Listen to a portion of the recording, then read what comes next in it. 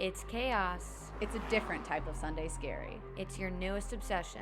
It's Dirty Driving, a Formula One podcast. We're the Hornsby sisters. I'm Katie. And I'm Megan. Yeah. Hello. Welcome back. That's the creepiest welcome back I've ever Yeah, I didn't love that. But to another episode of Dirty Driving. This time we are just full sending it into the French Grand Prix, where we saw some drivers, unfortunately, full send it into a wall. Had to say it. Had to just get it out there right off the top. I'm also full sending it into a very different look this time, so I'm very stressed about this. If you're listening and not watching on YouTube, which you can do, Megan is wearing a Red Bull shirt, and when she got the package and opened it in front of me and she pulled out a Red Bull shirt, I was like, what the fuck? I'm the Red Bull stan in the family. Look, I needed a Red Bull shirt because while I do fully believe that they are the dark side of racing, they're the dark empire, the evil empire. Abyss, yeah. I do really love Checo, and I have to support that man. While this weekend didn't really show all that Checo has to offer, I do love Checo as a racer, and I want to support him. So, and I don't love the Checo merch, so I was like, look, let me find the least obnoxious Red Bull Racing shirt, and here we have it. I'm wearing it because, look, Max won, and so I felt like it was time to support. I don't know. This is really difficult for me. I don't even know what to say. She's out here wearing a Red Bull shirt, and she's saying that she is out here supporting them. Okay, I'm out here supporting Checo, and I'm respecting Max Verstappen. All right, we will take it. It's a great look. You look great. It's navy. I'm not into navy. Yeah, well, it's fine. You look great. She's in a Red Bull shirt, everybody. Let's just say thank you. We're moving in the right direction, goddammit. But speaking of looks, there were some looks this weekend. And we're going to go with looks. We need to point out that we're saying looks as LEWKS because that bucket hat was a Luke.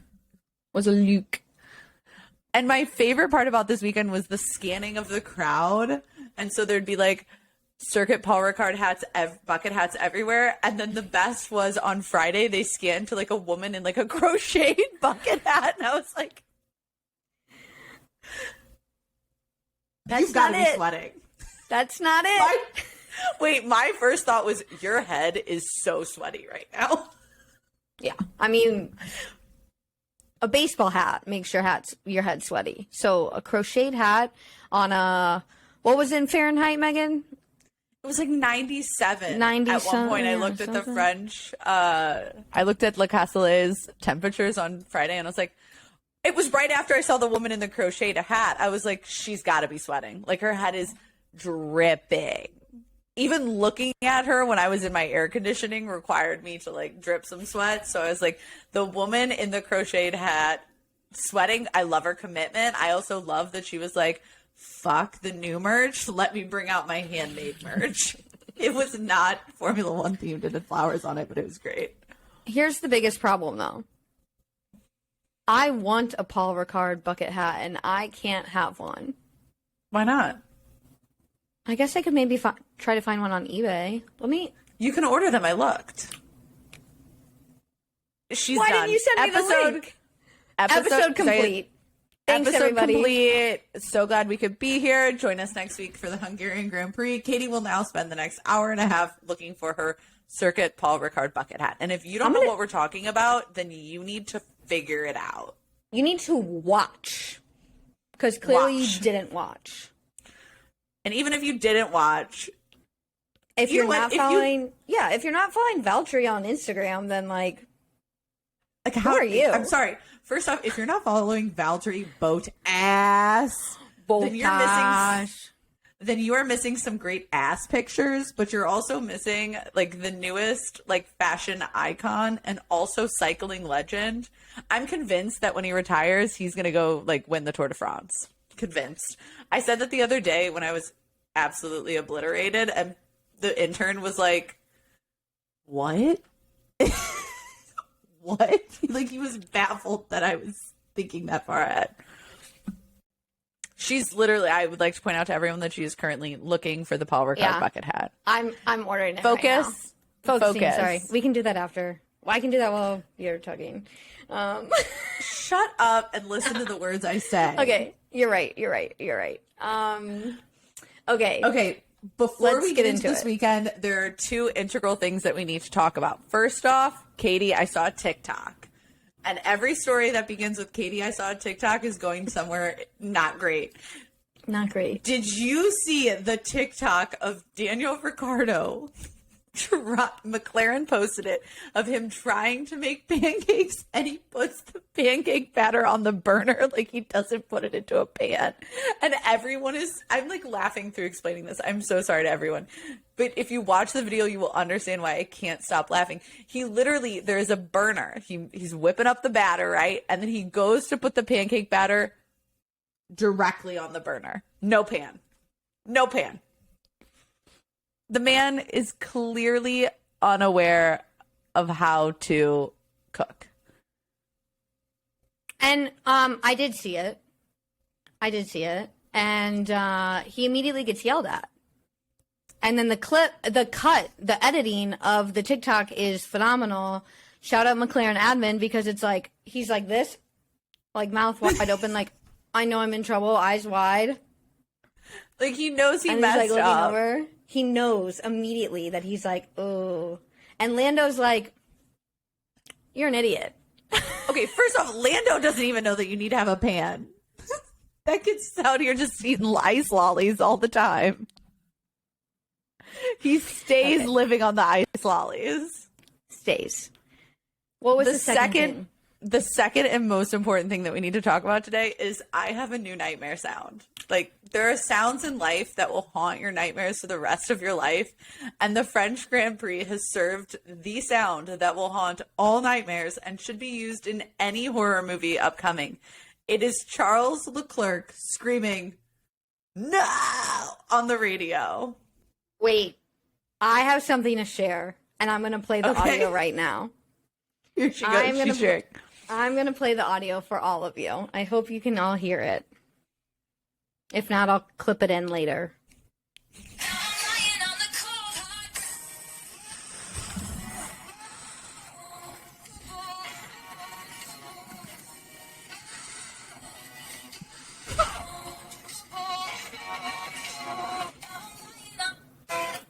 Yeah. Can that be my ringtone? That would be. We're making it to a ringtone. It's a ringtone now. It's a ringtone, everybody. No, I'd like to point out that I'm asking for it to be a ringtone, and I never have my volume on. Hands down, I don't think my phone is legitimately rang out loud and not on vibrate in 4 years. My sound is on all the time. I'm that person. Sorry, everybody. Awful. Click, click. That click, is clack, click, click, clack. That's me. That is the the greatest mashup that never needed to be a mashup ever.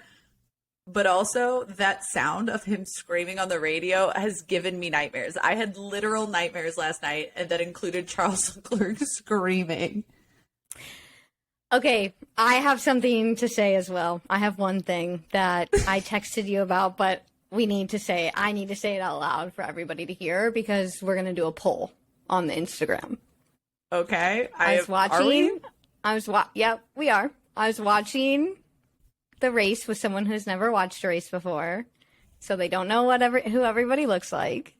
Megan knows exactly what I'm about to say. I know. No, I have to say it. I have to say it because we have to do a poll because I don't know if I believe it. Like, I don't know if I see it. So, like, whatever. I'm just gonna say it. Does George Russell look like a vampire? No. I don't prep boy. He doesn't look like a vampire. I think he's giving some Stefan and Damon energy. I kind of see it. Like, his eyes are a little sullen. He's kind of pale. He sparkles in the sun. I'm sorry. If anybody is giving, like, a vampire, like, sexy vampire vibes, it's Toto Wolff. Oh, now that... I don't know if they saw Toto. Okay, so here we need to have... Okay, let's do a side-by-side. Who would be more likely to be a vampire? The poll is now becoming a side-by-side situation here. Side-by-side comparison. More of a vampire, Toto Wolff, is more of a George vampire? Russell? It's Toto. It's Toto. It's the dark hair. She's got a ringer on. She's got a ringer on. Imagine if Charles Leclerc, someone just texted her, and Charles Leclerc just screamed, "No!" I might change it to that. Iconic. I think I'm going to. Iconic. I feel like I need to set that for anybody I don't want to answer their text messages or phone calls. Just like Charles Leclerc screaming. Oh, that's good. That's good. I love it. I love it. Right. I'm here for it. Okay. So I think we got all of all the random bullshit I had to say about this weekend. There's probably a shit ton more random bullshit that I'm going to pop out and mention. Specifically, we are going to talk about this, so stay tuned. We need to discuss the George Russell trend. And I have decided that I have the ultimate one. And it happened this weekend that really showed that George Russell is the type of guy.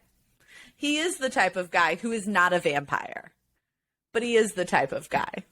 He might not be a vampire. He might just look like a vampire. He doesn't look like a vampire. Okay, everyone is entitled to their own opinion. That's the next. Okay, so the poll is expanding even more. So Toto or George, but more importantly, I think realistically, I want to crowdsource. Who do you think would be a vampire that would be on the grid? Like, of all of them, who would be Esteban. I don't know if I've ever read a book about French vampires. That's a lie. Discovery of Witches. Like what? Sorry, I don't know. I just forgot all of my vampire knowledge. Is Dracula French? No, he's from Transylvania. I'm disappointed in myself for that one. And let's move on. Okay, so the circuit history. That segue was rough, but we're going for it. Let's hear it. All right. I'm going to butcher a couple names, too, so Megan, correct me if you'd like.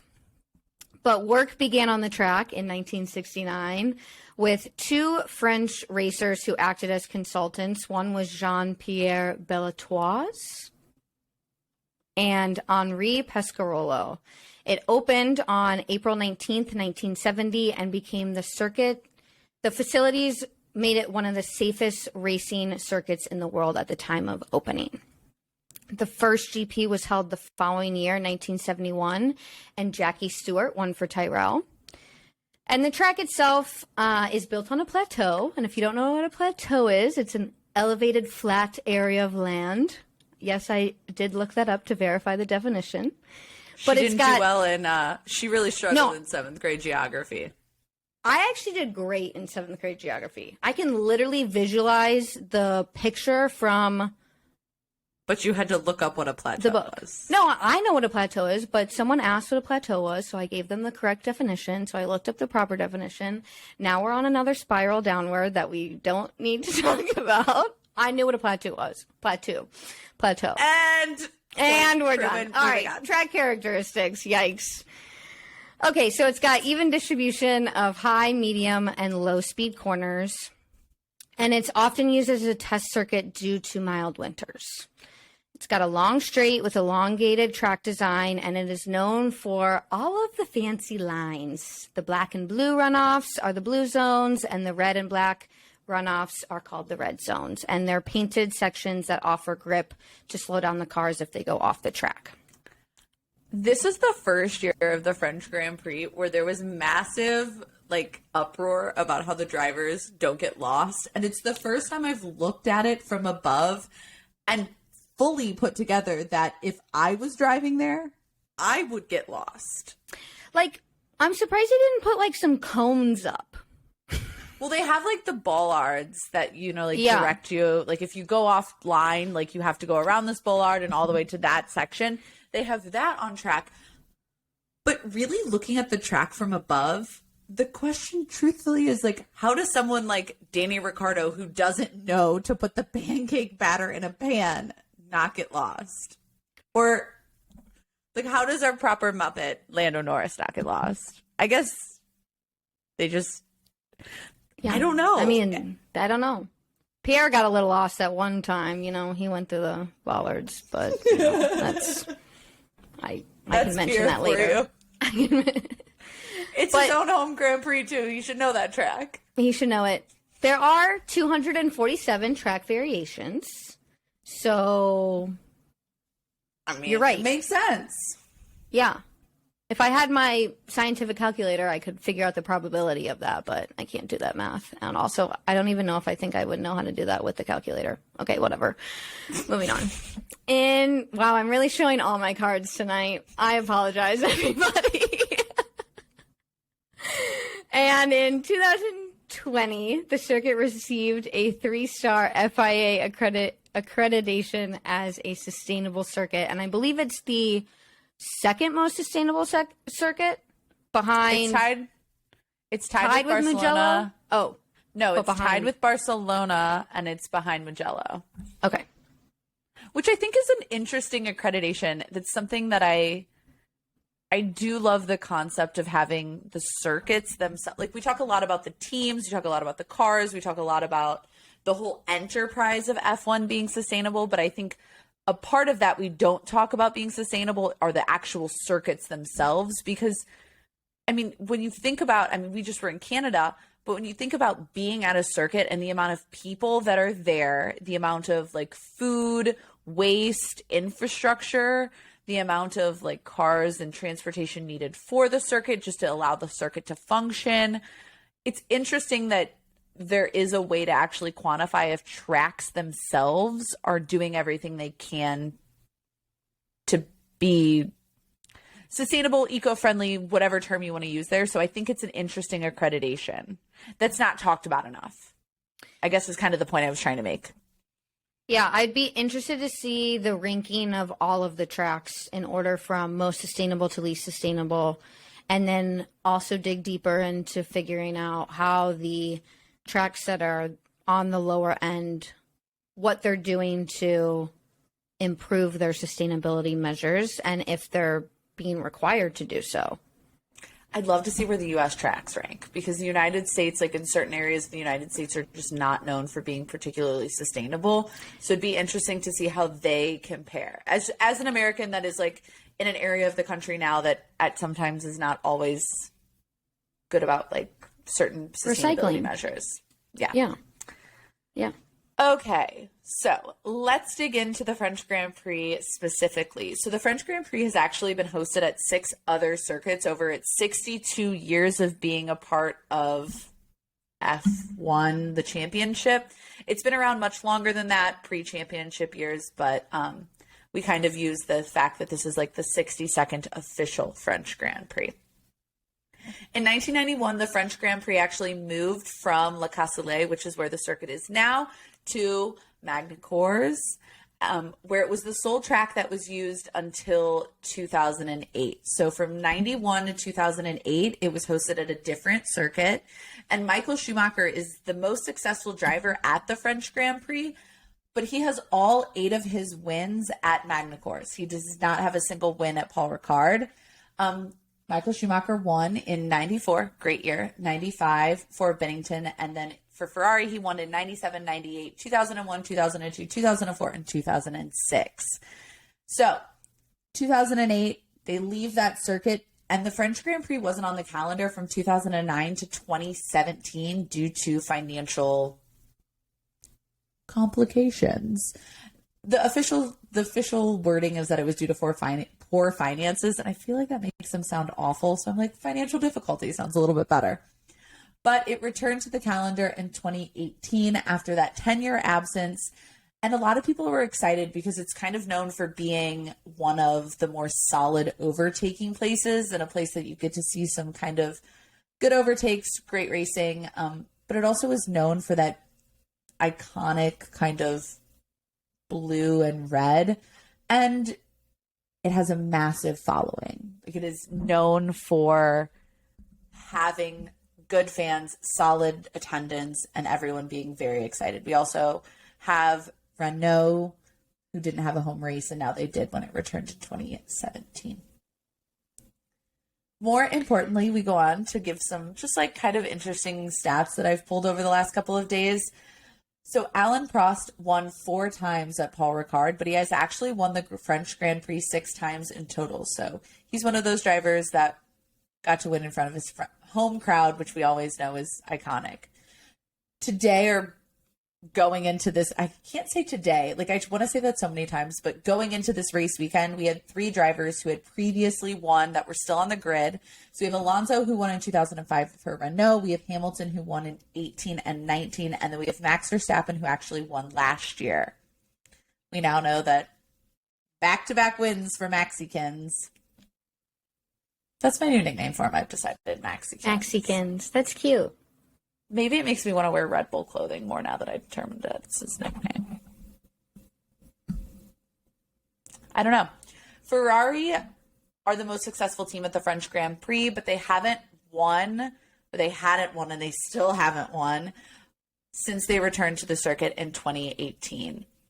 A big thing to note going into this weekend, and something that was much highly debated, highly talked about, highly discussed, had much controversy kind of surrounding it, was the fact that this was Hamilton's 300th start in Formula One. And a lot of people had predicted that maybe this would be a Mercedes weekend where Hamilton would finally win his race this year, because Hamilton has never had a year or a season without winning a Grand Prix. So we know it's going to happen.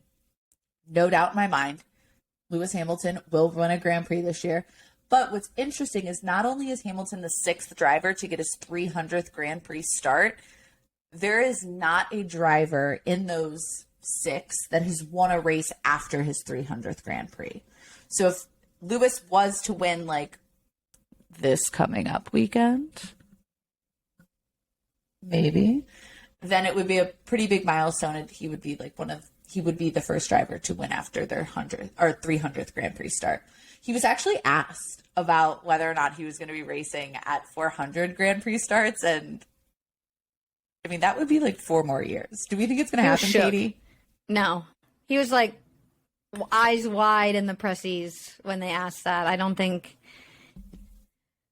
know. Never say never, but I'm not just sure we're quoted going to Justin have him. Bieber, who is a fan and a friend of Lewis. Never say never. I don't know the beat of that song, so that's fine. Never say never. I don't think that's the beat either. I don't think that's it. That would be an interesting concept. Lewis has always continued to go about questions that touch on his future by saying like he's really just like living in the moment, living in the process right now, and in the future they'll have talks. I don't see him racing 4 years from now. I think by then he will fully have moved on to something, I wouldn't say bigger and better, but maybe like larger in terms of like global significance. Another big moment to note is that Aston Martin celebrated their 100 years since entering the 1922 French Grand Prix, and our hidden gem. Will deep dive into how Aston Martin celebrated, but it is kind of a massive moment to note that Aston Martin has now been a part of Formula One, or is celebrating their 100 years. They weren't like continuously a part of it, but it's kind of a cool celebration, and I think they celebrated in the right way. Yeah, they did. I'm excited for you to talk about it later. But also, the fact that Sebastian Vettel wore that 1920s getup when it was like 32 degrees Celsius and like 90 plus proves to me that you can, in fact, wear jeans in the summer. Did you see that one of the like engineers or Aston Martin team members tied the tie for him? Did you see that clip? Yes, I did so love cute. That.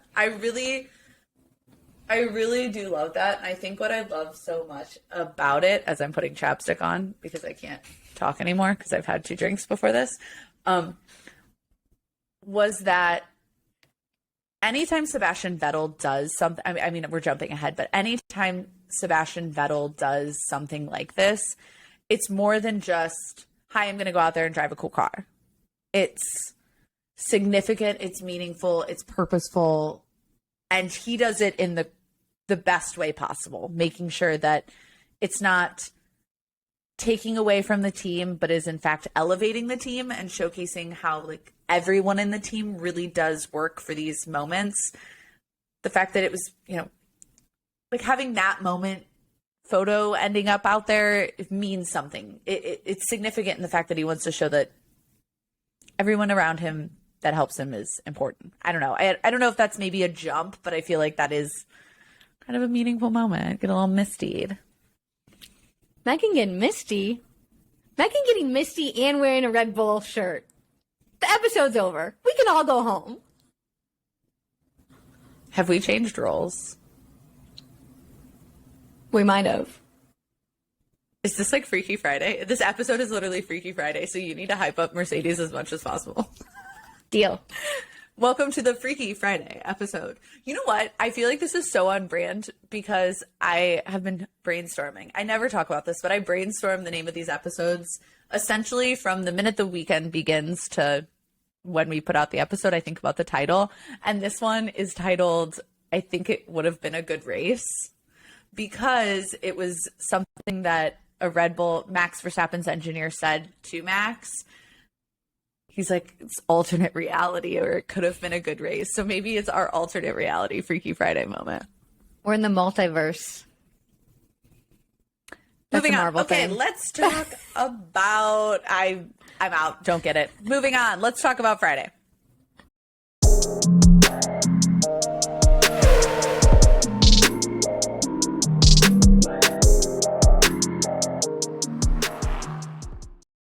Okay, so Friday was dominated. I want to say dominated by this like battle between Ferrari and Red Bull in terms of like who we thought was going to be faster going into the weekend. It felt like it flip-flopped quite a few times, but ultimately in FP1, Charles Leclerc went fastest, and then in FP2, Carlos Sainz went fastest. But Max Verstappen was close to both of them in terms of pace. And ultimately, Ferrari had the pace in sectors 1 and 3, where Red Bull was really dominating sector 2. It was that straight line speed down the Mistral Straight that is, you know, how you can easily identify the French layout if you see it. It's that straight in the chicane.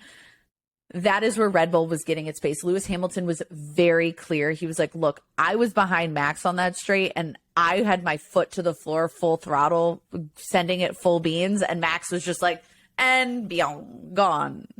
So Red Bull just had that straight line speed. That was something that was never in question going into the weekend. But what was in question is if Ferrari was going to be able to hold them off in sectors 1 and 3. We're going to talk about whether or not they thought that was going to happen. Important to note in FP1, as part of the young driver sessions, which we talked about a little bit this season, we had Nick de Vries, who replaced Lewis Hamilton for FP1. It was his second FP1 outing as he took the wheel for Alex Albon at the Spanish Grand Prix in May. He also, so Nick de Vries is a Mercedes reserve driver. He also tested the Mercedes machinery in last year's postseason Abu Dhabi Grand Prix tests.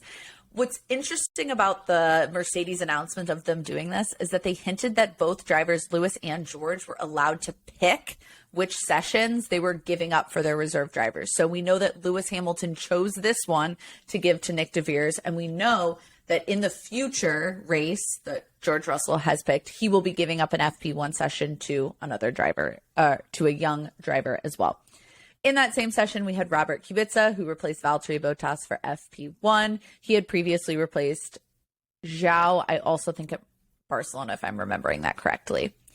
In FP1, we did start hearing about the Sainz penalties that we would know that would go from a 10-place grid penalty, because in FP1, the big discussion was about the fact that he had just fitted a new set of control electronics. It was his third set. They're only allowed or allocated to use 2 in a year, and that gave him a 10-place grid penalty. Eventually, we would come to find out that he would have a full grid place penalty, and he'd be back, starting at the back. But the second most important part about FP1 is that we had the rumblings, the beginning of the conversation about track limits, which has just flowed from Austria to France. It's just come across the border. And whether or not it was going to be as egregious this weekend as it was, because there were 43 violations last weekend or not, and more importantly, how the stewards were going to full stop apply it. It's important to note, and I'm going to say it here before we talk about it later, that if all four tires are over the white line, then the lap time would be deleted, whether it was in the inside or the outside. Mick Schumacher would be hot on the apex of turn 3. So that would be the inside of turn 3. All four tires were too far off track. The whole point of track limits is essentially part of one of your tires needs to remain on the track at all time. I fully understand, and many drivers have explained why it's hard and why it's easy to violate track limits, because they are sitting low. They're not like able to see as directly as we are from the camera. And we're talking millimeters or centimeters as they're going like 150 kph. So can't actually fault them for it. We see how close they get to the walls. So at least when there's no walls, I don't constantly fear one of them going straight into the wall. I mean, clearly that's incorrect because I should have feared it this weekend. So let's get to FP2. Yeah, I'm just digging the knife into the Charles Leclerc. Like, She's so mad. like literally just standing in his grave. I mean, there's a reason I'm not wearing a Ferrari shirt today. I'm pissed. Moving on, FP2. Carlos Sainz went fastest. Important things to note here. Mick Schumacher spun into turn 11, and this was this incident, while I was upset for Mick Schumacher, it was a good visual of how the blue and the red zones work. And it was a great visual by the cameraman of how what happened with his spin into the blue zones affected his tires, because they immediately, once he got out, showed the degradation on the tires, the like total graining. They're done. They're shredded. As a result of going offline there. And so the the blue zones are high grip, high degradation, and the red are extreme grip and extreme degradation. Or like they'll rip you apart. The whole point of them is to slow them down. Also, this is where we kind of got the icing on the cake, the cherry on top that showed that the Red Bull pace was going to be quicker than the Ferraris in the straight. And now that was going to affect them for the rest of the weekend. Come Saturday morning, we have FP3, and look who's topping the charts there. It's Max Verstappen. And this is where I said I might have to break out the Red Bull shirt. It's going to be a Max weekend. I believed it. But beyond that, Katie, and this is where I need to pause from talking about the race, there was an entire moment where Pierre Gasly was shown in the garage opening a Red Bull fridge and taking a Red Bull can out. I would like you to now guess how many times you think I watched said clip to see if there was a line that said that it was water, or if he was going to even like indicate that it was water and not Red Bull. You want to take a guess at how many times I watched that clip? 12.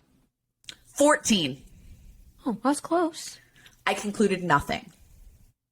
Nothing was concluded. It has to be water. I'm going to DM Pierre Gasly right now and ask. He'll respond. Please do it. Red Bull won't. Please respond. Please DM Pierre Gasly. Because I'll be honest, I hate to admit this, as I love Formula One and I love practice.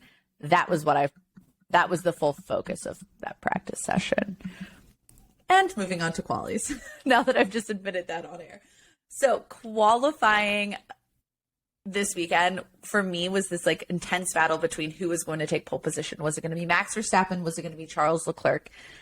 We knew at this point that Carlos Sainz had those grid penalties, so I pretty much assumed that he wasn't going to participate in Q2 or Q3. I thought he was going to run once in Q2 and be done, not set a representative time, and then it would be truly a shootout between Verstappen and Leclerc. That didn't happen. And we're going to break it down here in a second. But before we do that, I want to add a slight side note here, just like a tangent for my boy Checo.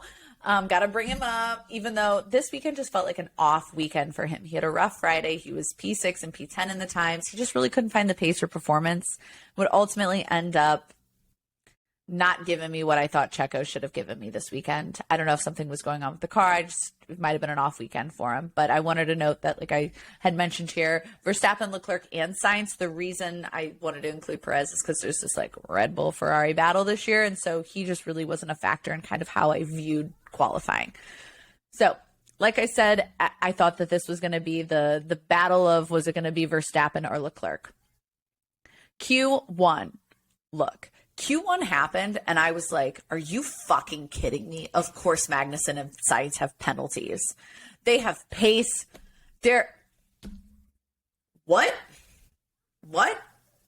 Look, I'd also like to point out, before we deep dive into this, that both, even though Magnussen and Sainz had penalties, and we're going to start from the back of the grid regardless, both Magnussen and Sainz had to put up a lap in qualifying to qualify for the race. So that's why they have to participate full stop. Beyond Q1, they really don't need to run the cars at all. They could have gone out there, put a lap in Q2 and been done and been like, we're good to go. They didn't even have to do that. They just have to put up a time in Q1. Ultimately, they don't do that, which was a massive shock for me. Truthfully, I didn't see that happening. I didn't expect them to even try to go to Q3. But we're still in Q1. I'm getting ahead of myself. So Q1, we have Zhou and Albon making mistakes. Albon goes for a spin, but he ends up still having a solid time that allows him to get out of it. It was impressive, but he got lucky on that, thanks to Mick Schumacher violating track limits. So Schumacher and Vettel were improving on their last flying lap, and let me tell you, I was screaming. I was like, Mick, let's do it. Let's get out. Let's put up a great time. We were waiting to see what happened. Both of them improved. Schumacher is great. He's in P10. I was like, sweet. Schumacher's in Q2. Could he make it to Q3? Is Magnussen going to participate in Q2 to get him the toe to get into Q3? And crushing. Next thing you know, he has a lap time deleted due to cutting the apex on turn 3. So Albon makes it through barely, and I was devastated. Utterly devastated. Vettel makes it into Q2, which is great considering it was the first time an Aston Martin was in Q2 since Baku, which feels like an eternity and a half ago. Wasn't really that long ago, though. Next, Magnussen did absolutely fabulously. He had one flying lap in the session, and he goes P6. I was like, shit, dude. Maybe you shouldn't have a penalty. This is impressive, but he has a penalty. It was most likely due to the fact that they had a low drag setup. It probably wasn't due to the new Ferrari engine, considering both of the Ferraris were still massively outpacing him, including Carlos Sainz. Ricciardo, I mean, he makes it through barely. That man just disappoints me in qualifying. So we move on. That's where I'm going to end with Q1. Then in Q2, we had Magnussen still out on used tires, and he still manages to put it into P5. I'm sorry. New engine, old tires, puts it into P5. He had fabulous pace. He was doing better than Fernando Alonso, who was on new tires. We have Carlos Sainz, who went fast. He took the top spot in the middle of qualifying, which is wild. He really truthfully didn't think he was going to put up a fast time at all. He was 0.9 faster than Verstappen at one point. I was like, shit, that engine's he's going to move through the pack on Sunday. But unfortunately, upsetty spaghetti we all were, because out went Ricciardo, Ocon, Bottas, Vettel, and Albon. So Esteban Ocon was out and continued his dismal streak of not getting into Q3 at his home race. Ultimately, Q3 saw no French drivers, but their only hope was Fernando Alonso, who put the Alpine with the Renault power unit into the final session. So it wasn't a total blowout for the French crowd. They had something to cheer for on Saturday. Leclerc grabbed provisional pole position due to a toe from Sainz. It wasn't a perfect lap. It wasn't a perfect toe, but it put him in a position that was going to allow him to fight with Verstappen. Ferrari threw the entire kitchen sink to make it possible for Leclerc to be fast this weekend in qualifying.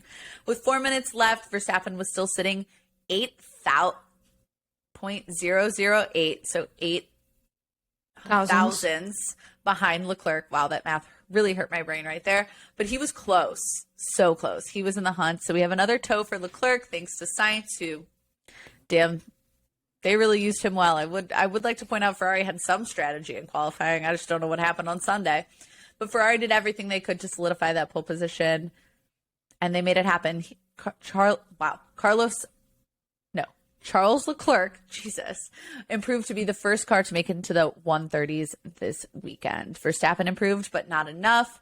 And then Norris split the Mercedes. Hamilton outqualified his teammates, and ultimately on pole position was Charles Leclerc, who was the slower of the two Ferraris.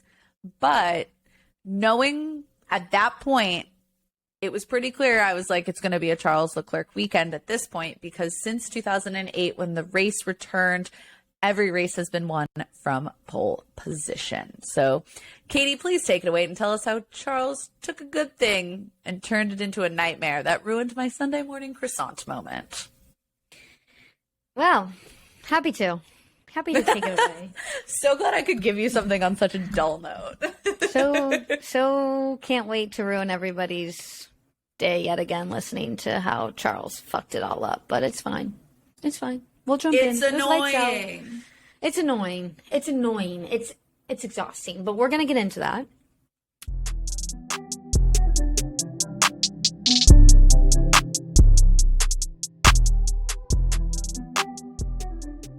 This podcast is brought to you by Racing Thread, Formula One clothing for any occasion. Their clothing features subtle, evocative, embroidered designs for your favorite F1 moments. From Ricardo's Monza shoey to Sebastian's Australian scooter ride. From Lewis's Brazilian comeback to Carlando's round of golf. Whether you're out to dinner with friends, watching the race at home, or cheering in the grandstands. Gone are the embarrassing sponsor logos. Instead, Racing Thread is F1 clothing you are comfortable wearing anywhere. Right now, Dirty Driving listeners can get 15% off Racing Thread's entire range of t-shirts, sweatshirts, and polos using the code Dirty Driving. That's Dirty Driving, all capitals, no spaces, for 15% off their entire clothing range. Head over to racingthread.com to shop F1 racewear for anywhere.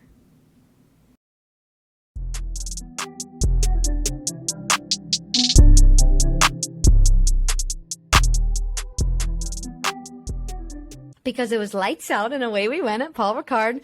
Also, I have a bucket hat update before I really jump in. I've put my email in to notify me when they become available. What's crazy is they were available yesterday. I should have just ordered one. Why'd you tell me that? Moving on. Okay, moving on. I'm misty now. Okay, it's fine. Leclerc. Okay, sorry, we have to stop getting misty. Misty. Okay. She is literally frantic and slightly shaking. If anyone is interested in what's currently happening. All right, I'm fine. I got it out. Hopefully no one watches this. Okay. They will, because it's me in a Red Bull Racing shirt. Like, I feel like the people are going to be like, she's supporting Red Bull, the evil empire, Senator Palpatine himself. I never support him. Katie, talk to us about the Grand Prix. Save me. I'm gonna jump in. I'm gonna save you. Okay, so Charles Leclerc reacted very well, holding the lead from Max Verstappen. Hamilton was alongside Perez and overtook him on turn 1, and Russell was all over the back of Perez, but as he made a move, Alonso got through. I was very impressed by Alonso, and he made some good grounds this week. Number 1. He also had one of the greatest radio messages. What? Which one was it? Where he was like, they were talking about the McLarens being behind him. He's like, yeah, I know. Let's let them ruin their tires. I was like, yes. Fernando with the snipe. Ooh, hot mama. He is in his villain era. He is in his villain era, and he has now completed the most laps ever, I believe. I wrote that down any driver, later in our notes of any driver. Yeah, so he's just using his veteran status to fuck up the McLaren. So whatever. Okay, let's see how many times we get off track. This is chaos in a bottle. Sonoda spun at turn 8 after contact with Ocon, and Sonoda dropped to the back of the pack. After replays, we could see that Ocon got a bit of an understeer after hitting the curb and veered into the AlphaTauri. So he actually received a 5-second penalty for causing a collision. So Going into lap 2, we saw Leclerc, Verstappen, Hamilton, Perez, Alonso, Russell, and Norris leading us in the top 7. We saw K-Mag pit in lap 9, which was an aggressive approach to a 2-stop strategy. And then Max popped into the pits on lap 16, dropping back to 7th, a whole 27 seconds behind Leclerc in the lead. Here it comes. Everybody prepare. Get your tissues. I literally am just like, whew, let's do it. Whew.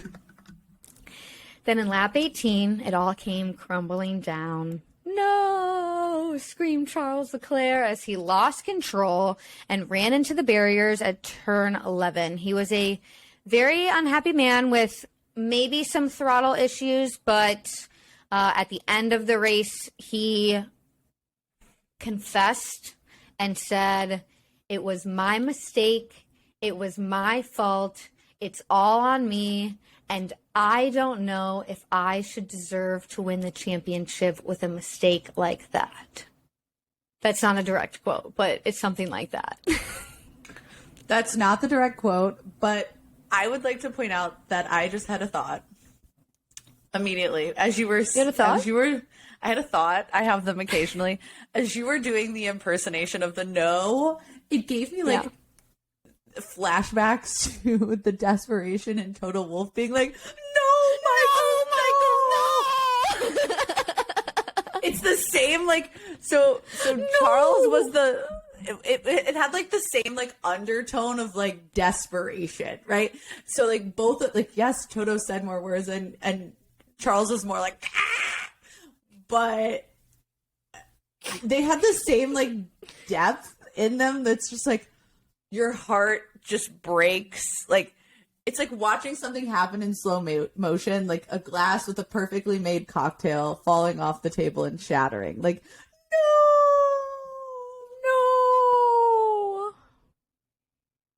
it's my new favorite sound effect.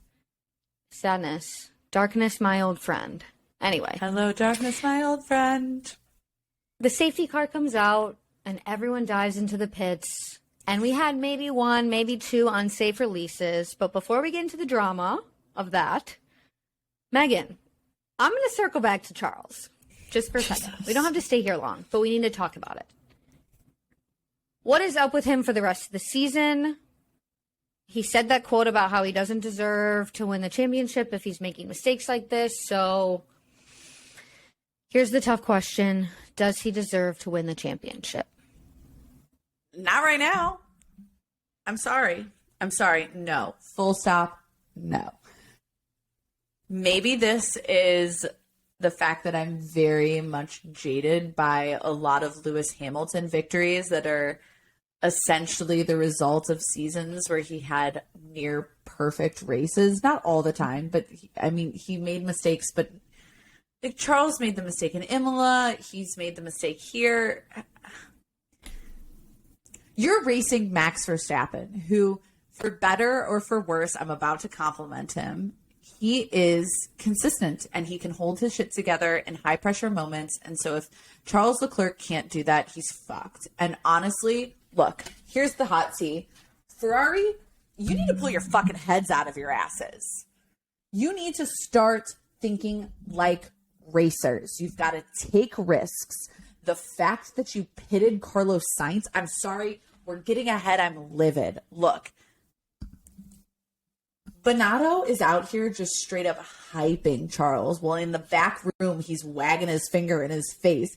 He's out here like to the press, he's a great driver, great performance. It'll be okay. We all make mistakes. And in the back room, Matteo's probably like throwing spaghetti at him. Like, how dare you ruin the race? Like, here's like throwing meatballs everywhere is what I imagine.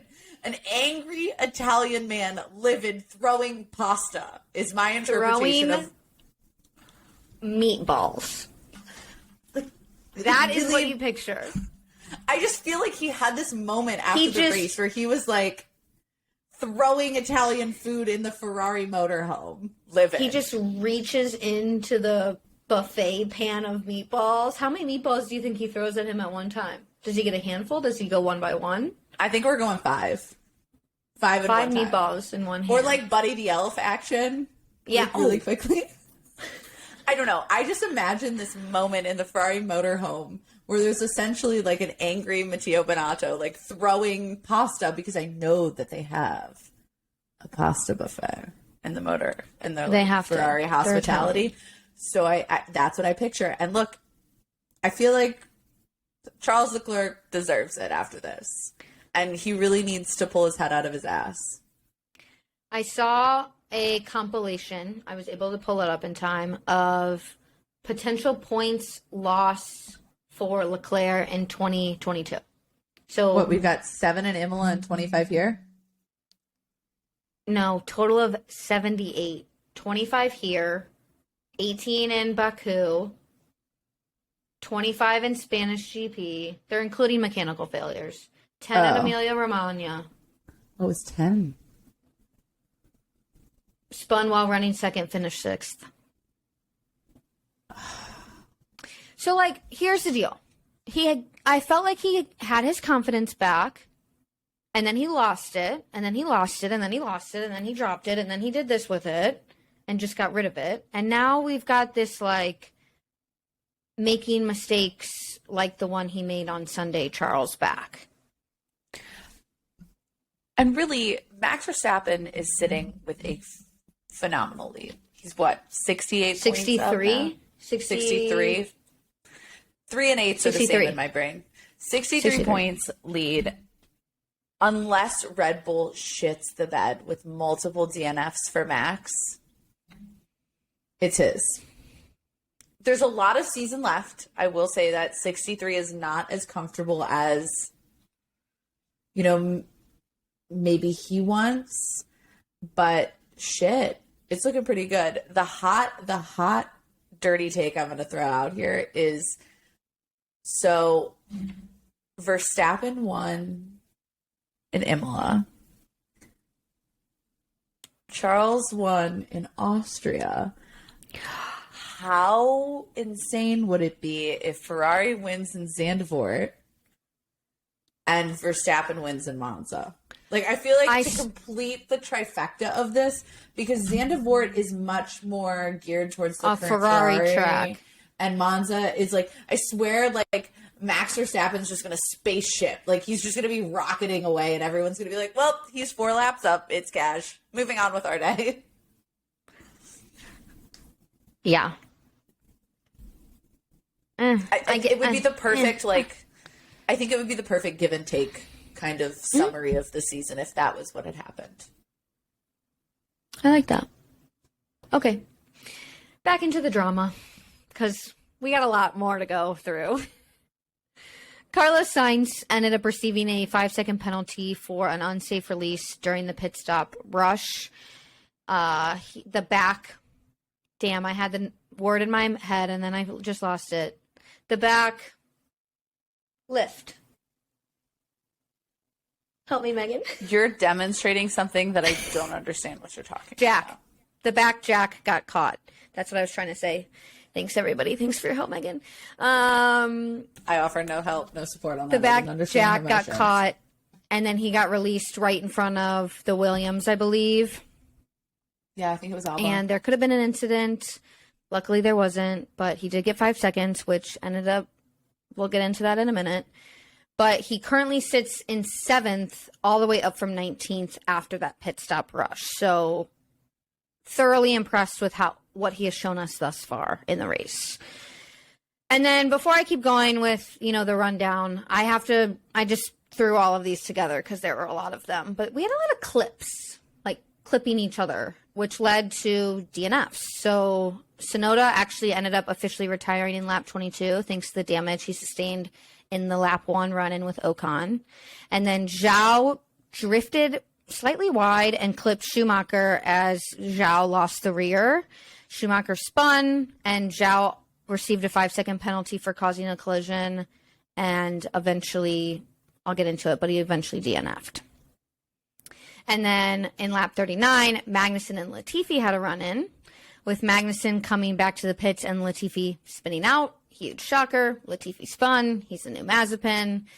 And I'm going to pause here again and ask you yet again another difficult question. It's not a difficult question because I know what you're going to say, but we've got to talk about it.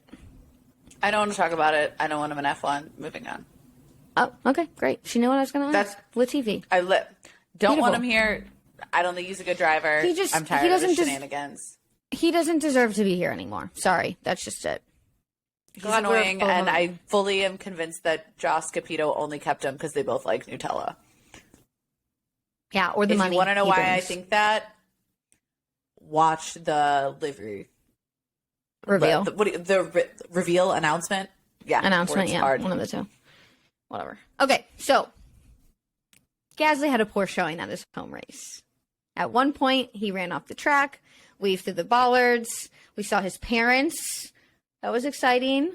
I think that was like the most exciting part of the race for him was seeing his parents on the screen. That's all I got to say about that one. And yeah, so great. Moving on. As things stand, Verstappen is in the lead ahead of Hamilton and Perez, while Sainz is showing some nice moves to get around George, landing himself in fourth. Sainz outdid himself with the tires that were starting to degrade. You could see this ribbon on the inner front. Right. Thank you. Had to put my left in my left up. Or my left and my right up. And simply outdid himself. He was able to get into the DRS zone behind Sergio in third, and we just saw brilliant driving from him. But however, as Megan mentioned, we saw very poor strategy from Ferrari. It's like they weren't even watching the race because it's lap 42 and Sainz and Perez are side by side down the main straight, duking it out, battling it out. I'm on the edge of my seat. Who's it going to be? And the Ferrari team, is trying to radio Sainz to let him know that he can come in to pit in the middle of an overtake. And Sainz was like, not right now. Katie, it's fine. They were all eating pasta at the buffet. They clearly weren't watching the race. I was going to say something foul and inappropriate, but I held it in because they were eating the pasta. Foul. But they were eating the pasta and they were shoving the meatballs wherever you can shove them, and they weren't watching what was going on.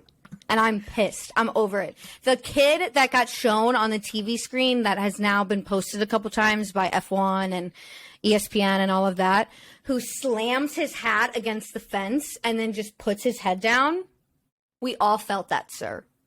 We all felt that. Bonato should send him some pasta.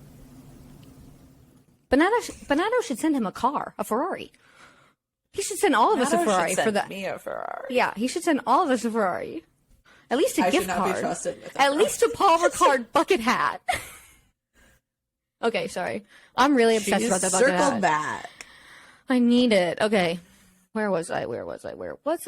So yeah, he's trying to pull off this great move, and he eventually does after he tells his team to shut up and lands himself in third. So unfortunately, then he goes in and pits, and he loses the battle, pits on lap 43. He comes back in ninth. He ended up recovering to fifth for some nice points, but he knew that he could have done more out there, and he knew that the ending could have been better for him. And so, yet again, we are stuck with Charles Leclerc fucking up and Ferrari making horrible strategy calls. We love Ferrari. We love being their fans. Okay. Highlight of the race, thanks to the TV direction, was the battle between George Russell and Sergio Perez. And Russell managed to catch up and made a move down the inside of turn 8. They made contact. Perez cuts to the chicane as a result and emerges ahead. Russell was very vocal about Perez not giving the spot back, so much so that Toto came on the radio not once, but twice, telling George that he could do it. He needed to stop complaining, that he could do it. He could make it happen. But George clearly wanted it, and guess what? He did it. He did it. I could not believe we were watching a potential double podium for Merc, but he did it. And he made my day. Georgie made my day. It's lap 48, and Perez is struggling for grip, running wide in turn 11. And then, Guan Yu, we need to send him a thank you note. causes a virtual safety car, VSC, and DNFs. And on the restart, Russell slows. Like, I imagine Jasmine, the cat that I have, that's Megan's cat that I'm borrowing, when she's about to prance or pounce on the string that I'm flicking around, comes back on the restart and just pounces Perez and gets ahead, taking back the last podium spot. And replay showed that he just absolutely floored it at the exact moment the VSC ended, and it was almost as if Perez was standing still. It was this warm moment of joy. Well, we now know that the FAA kind of fucked Perez, because he was told that it was getting down to turn 9, then he slowed. It was like a coming together of perfect moments for George Russell and a coming together of like the worst possible scenario for Checo. Yeah. I do think that even if that wouldn't have happened, inevitably George would have gotten around him. Yeah, hands down. Yeah, it's shitty. Don't get me wrong. It's shitty that the system didn't work. It had to be rebooted, and then the message had to be resent saying it was going to end on turn 13. So yes, that's very unfortunate, but ultimately this would be the results if that hadn't happened. Checo might be the Minister of Defense, but he didn't really have much to defend with. No. Anyway, Georgie made my day. It was good. I was fine with it. Sad for Checo, but I'd rather a Merc double podium than a Red Bull double podium. Yep, I just said that. There you go. That is my Merc shout out. All right. The roles have been reversed. The roles have been reversed. Our leader, Max Verstappen, crossed the finish line to take his 27th win, followed by Lewis Hamilton in second, his best finish this year, and George in third, again, making it a double Merc podium. So there was one last moment battle between the Aston Martins. Vettel and Stroll got a little spicy with each other. There was a moment where Vettel, I don't know, I didn't go back and watch the replay, I apologize, but I don't know if he actually clipped him or if they just touched or if they just kissed or they didn't touch at all. But we saw Lance hold strong and take the last point position, 10th, in the last moments crossing the finish line. And that was the checkered flag. So my first question for you, is Mercedes back? Look, I'm not, or am I getting ahead of myself? I decline to comment. Look, it is very clear that Mercedes wanted more pace out of the car this weekend and were intending to have more pace out of the car this weekend with the upgrades that they brought. So it's kind of a small miracle that I would like to say is a gift from the karma of the universe that allowed this to happen. But I do fully think that the one thing that Mercedes have that has kept them prevalent in this conversation about whether or not they're back and outside of their pace is the fact that anytime someone ahead of them shits the bed, Charles Leclerc, they are there to swoop in and grab podiums and grab points. So in terms of who has been like reliably there and present lately, Mercedes is winning that against both of the top two teams. They beat Checo on pace alone.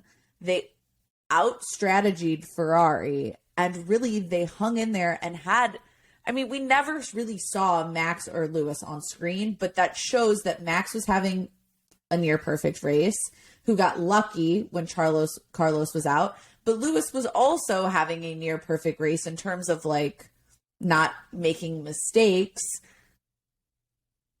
and capitalizing when Charles Leclerc was out. I mean, ultimately, I fully believe that if Charles hadn't hit the wall, it would have been a Leclerc Verstappen Hamilton podium. So, is Mercedes back? Not fully ready to compete with them on pace. Not fully ready to compete with them in performance, specifically on a Saturday. But they are there to swoop in when the others shit the bed. Amen. So take that for what it is. Okay, Katie, I know I kind of already got ahead of this, but I want to throw it to you to get your thoughts on this. I'd already previously mentioned, like, you know, the Max Verstappen engineers, like it could have been a great race or it could have been a good race. With that being said, I know I just told you what I think would have happened if Carlos hadn't put it in the wall, but what do you think like if he hadn't done that, how did you see the race unfolding? Yeah.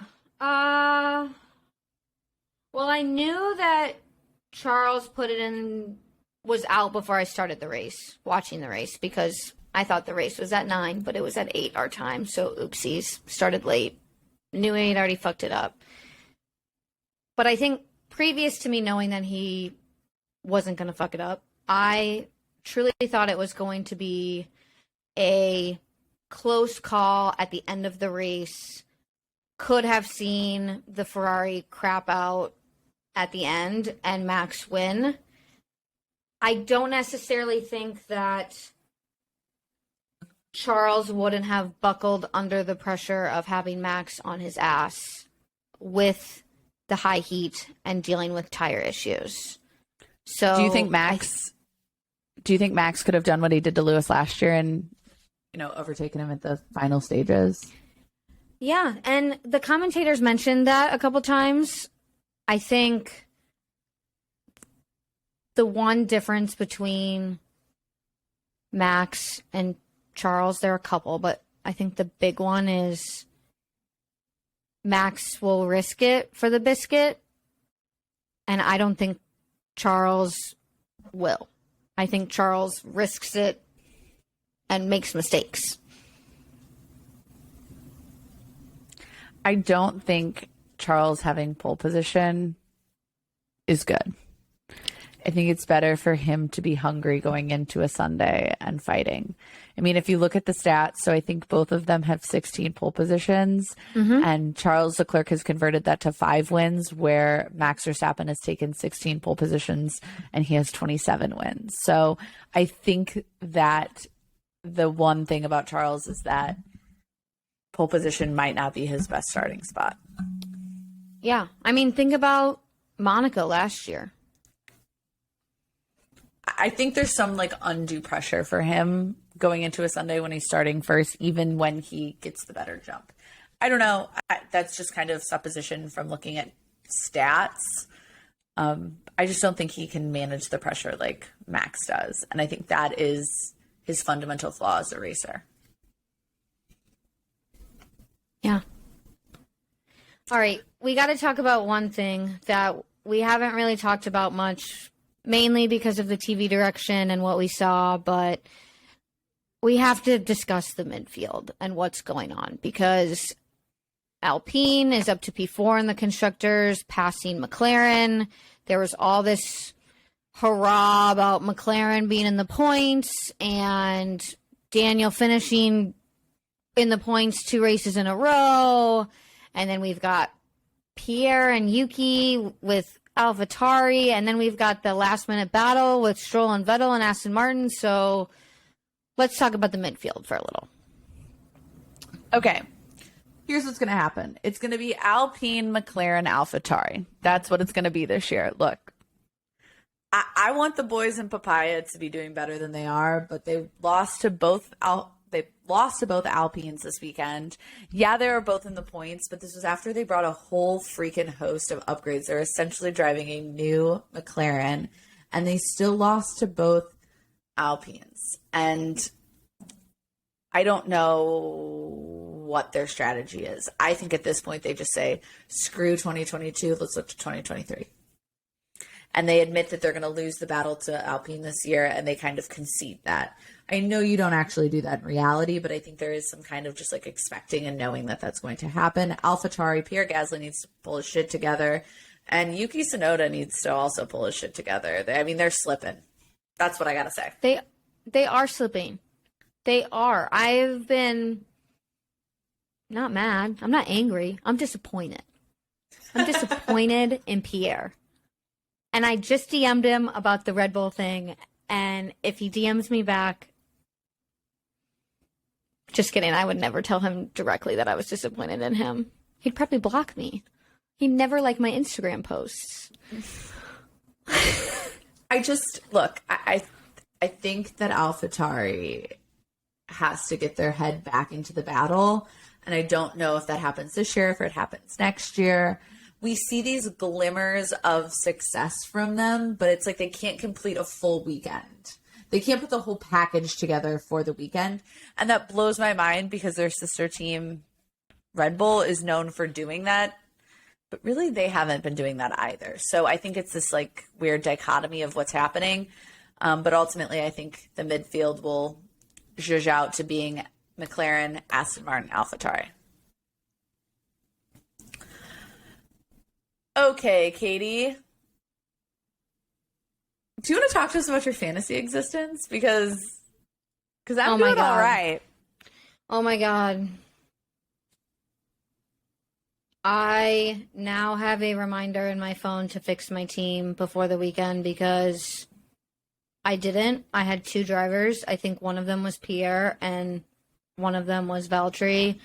And I fell to 13th place because I didn't fix my team. Me, on the other hand, I'm sitting pretty in 4th. Yeah. And I got the most points this weekend. I was the Max Verstappen of the French Grand Prix. I hate that I'm celebrating that. And then in second, we had Kick the Cran as the Lewis Hamilton in P2. And we have Mr. Hawkeye as George Russell, P3, showing up, not paying attention in the press conferences either. Gotta love a George Russell moment. I don't want to say that I've accepted defeat because there's still time. But I'm just going to say that I'm definitely the one getting the tattoo. She is the McLaren of the season, and she's just already looking at next year and planning how she's going to come back next year with fantasy. I honestly might be the Ferrari because of my poor strategy. She might be both Ferrari. She might be Ferrari. She might be, you're like a side-by-side milkshake of Ferrari and McLaren. I clearly can't get it figured out, but whatever. I'll get it out on the tattoo. Let's move on. I placed a few bets this weekend. Safer bets, like winning margin and both Mercs within the points, as well as the odds for Max on podium were good, so I took them. So nice, easy wins for the weekend. Can't believe I remembered to place bets, but I couldn't remember to fix my fantasy team. Jeez Louise. Who am I? I'm showing literally all my cards tonight. This is just like a dusting of Katie. It's just like poor performance.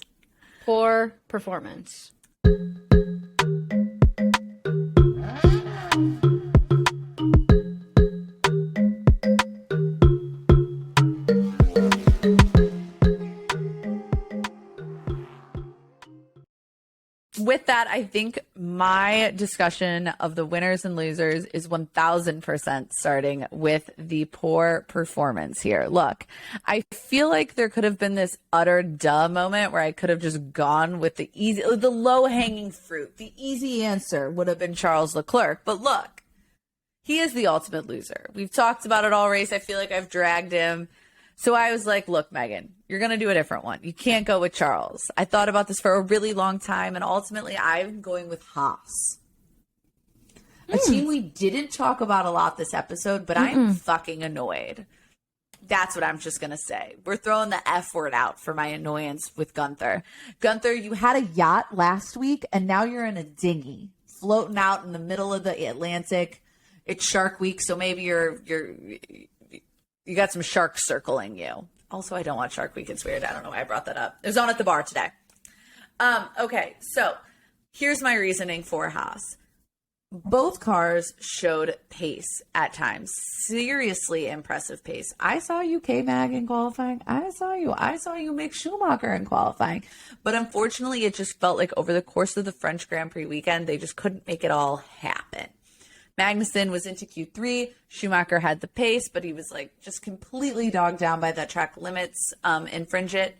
Ultimately, neither would come home with a points finish, and that would break the two race streak of consecutive top 10 double finishes for them, which is weird that I've come to expect a finish in the points for Haas. And when I don't see it, I get peeved.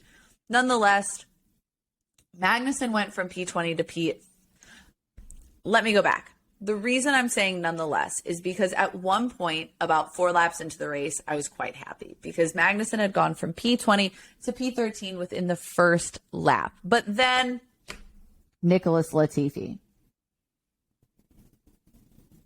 I just put my middle fingers up to Nicholas Latifi. Nicholas Latifi just showed up and ruined my excitement about Haas. Ultimately, Magnussen would DNF and end the race. No points. Then we had Mick Schumacher, who was struggling. He was spun by Zhao, and he would ultimately end P15. Technically, the last car to pass the checkered flag, which just sent me into an utter rage because I've come to expect so much from them. So, Katie, this is kind of my last thought that I wanted you to jump in on here is is it bad that I'm feeling this way when I've so quickly come to expect Haas in the points, at least one of them? Last year, we knew that they were going to end up in the bottom 4, but now I'm they should be in the top 10. Is that an unfair expectation for them? Should I take my annoyance down a notch? Is the answer going to be yes or no? Yes and no?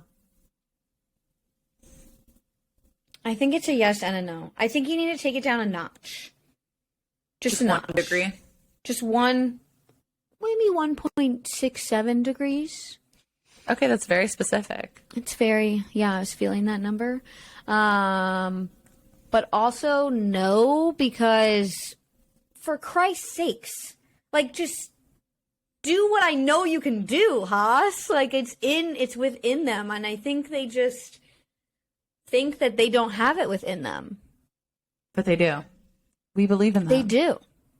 I believe in them. I don't think they believe in themselves. I think they're we're Haas. We don't need to do that. We don't need to win. Yes, you do. No, we've come to expect it, so pull your shit together. Pull your shit together. All right, what's your team that needs to pull your shit together?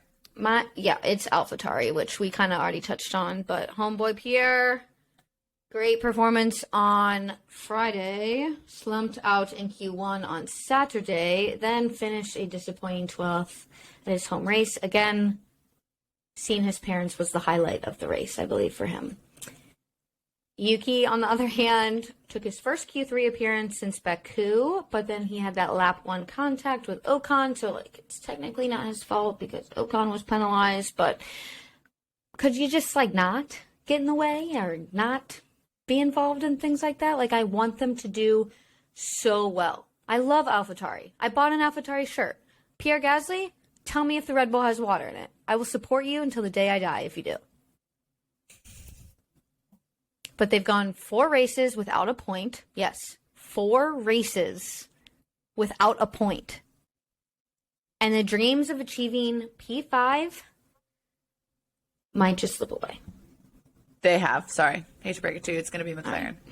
I wasn't ready for that.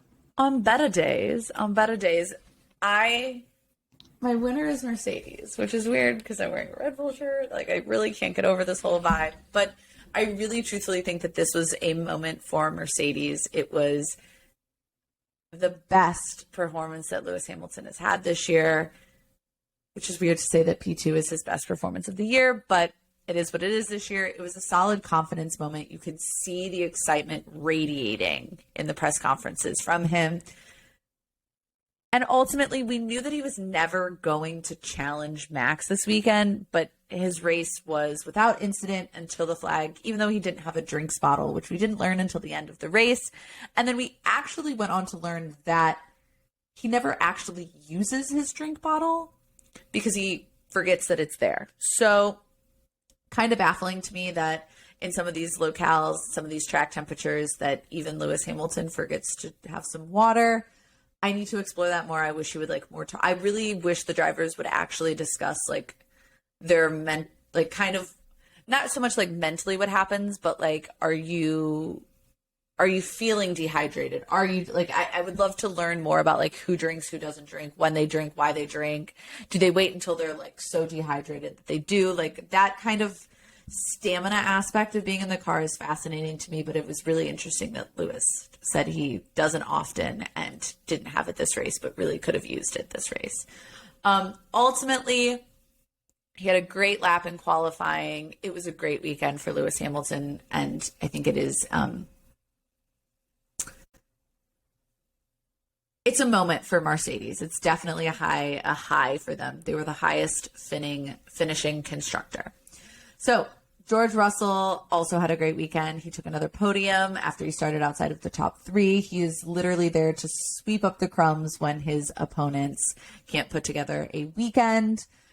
Yeah, there was that stupid thing with Perez, and Toto had to tell him to chill out and shut up on the radio, which I understand why he was so hyped up. Like, he really wanted that position, but ultimately he's able to use both trickery and a little bit of luck to make that VSC happen and get Perez. So solid weekend for the team in terms of points, in terms of results, and I think in the general confidence amongst them. They know for a fact that their pace is not up to the standard that they wanted it to be in the standard of, Red Bull and Ferrari, but I think that this is hopefully just half of the upgrades that they promised over this double header weekend. I would like to point out that 2 of my favorite moments for the Mercedes boys didn't happen off track. The first was the fact that both of them were in the post-race press conferences having ice lollies. And second was the fact that George Russell is the type of guy that forgets his microphone in the press conference and says oh yeah, makes this squeal noise. Oh shit, I'm supposed to be doing something. He literally made this squeal. I can't recreate it, but he literally made a squeal. And it was just this moment where I was like, George Russell is the type of guy to not be paying attention. And then once he realizes he's not paying attention, has been called out, is oh shit, let me pretend like I'm paying attention. I love it. That's a good one. I like that. We should put it out there. My winner was Carlos Sainz. Man's had his best showing. Maybe not his best showing, but one of his best showings. Back of the grid penalty, annoyed about that, but everyone takes their turn, and excelled up to 3rd from 19th at one point of the race, and ultimately could have finished on the podium had it not been for his team and that 5-second penalty that he had to serve. So came back from 9th after that. I know I talked about this earlier, and ended 5th. So excellent day for him, and I'm really excited to see what he has to show us next weekend before the summer break, because I think he's going to have a fire under his ass after this weekend. I agree. I think I think the chili pepper is fully ripe and ready to be picked. Have success. I don't know. That metaphor if that was a metaphor, I just don't think it worked.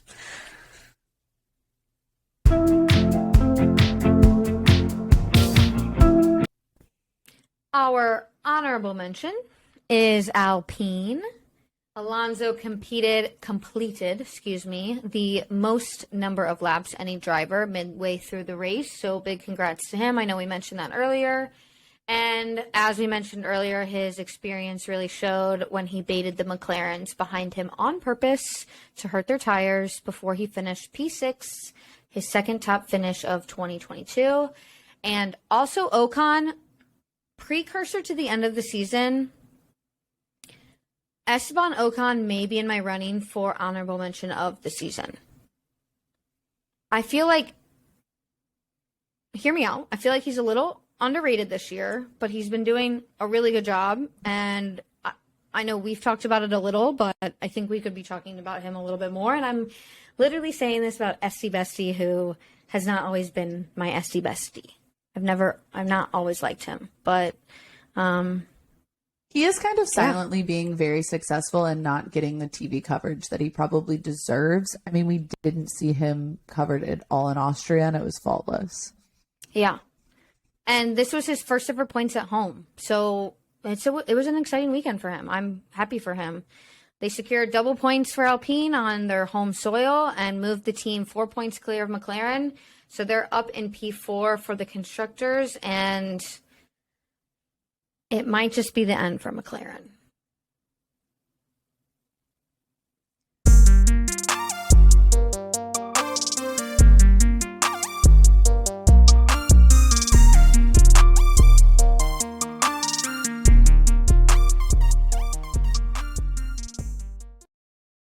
On a much happier note, and for the hidden gem for this week, we have Sebastian Vettel. I'm so excited for a Seb hidden gem moment. He seems to be a hidden gem quite often. But this weekend, he drove the 1992 Bamford and Martin TT1, known as Green Pea, the cutest name for a car ever. I purposely want to have him Aston Martin so I can call it Green Pea now. I just think it would be cute. But he rode in Green Pea with former F1 racer Johnny Hubert. Green Pea was actually one of the two cars that were prepared for the 1922 French Grand Prix at Strasbourg. And Sebastian Vettel, in his perfectly eloquent way, said Green Pea holds a very special place in Aston Martin's heritage, and you can almost feel that century of history beneath your fingertips when at the wheel. So for this weekend, it was a wonderful, wonderful moment. It was very fun. I loved the fact that he was dressed up, even in the ridiculously awful heat. I already talked about how sweet I thought it was that they covered a lot of the team were there and could be a part of it as well. So a great moment. I love historic moments like this, a reminder of where Formula One started and how far we have come.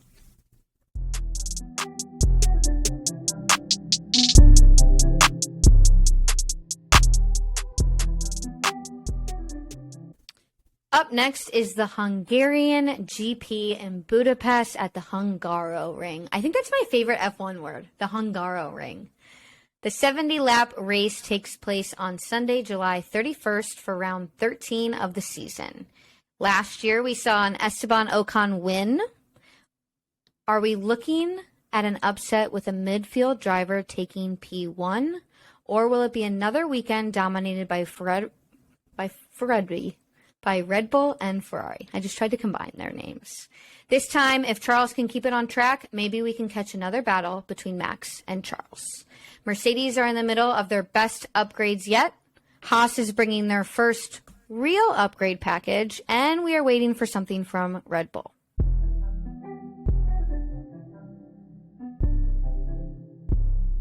Thank you so much for listening to another episode. Don't forget to subscribe and follow us at Dirty Driving Pod on Twitter and Instagram. Until next time, stay dirty.